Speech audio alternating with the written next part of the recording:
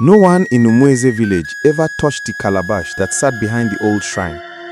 It was not covered with dust. It was not broken.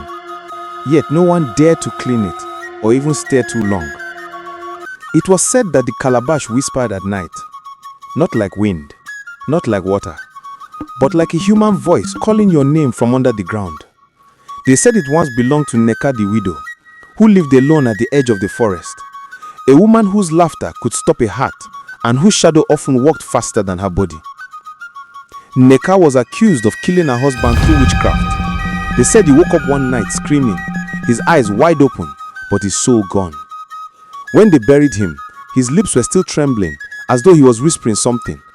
No one ever knew what. After his burial, Neka stopped coming out in the daytime.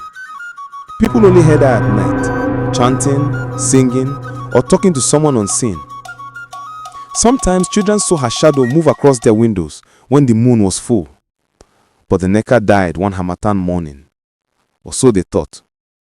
They found her body sitting upright beside her cooking pot. Her eyes were wide open, but dry like ashes.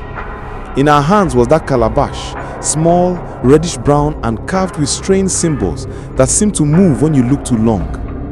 They buried her quickly. The priest warned that the calabash might be thrown into the river.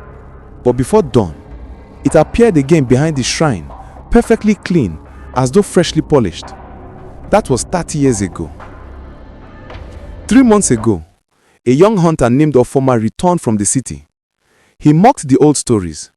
He said spirits were for children. He said the calabash behind the shrine was nothing but a forgotten god. One night, after palm wine and laughter, Ofoma went to the shrine with a lantern. He said if there is power in that calabash, let it show itself tonight. The elders begged him to stop. He spat on the ground and touched it. The village dogs began howling. The earth thickened like smoke. The moon blinked and vanished.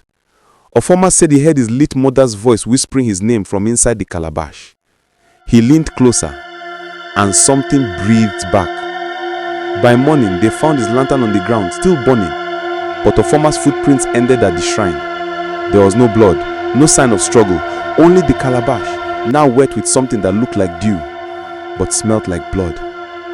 That night, people began hearing whispers from their own compounds, voices calling them by name, children crying that their dead grandparents were standing by the window.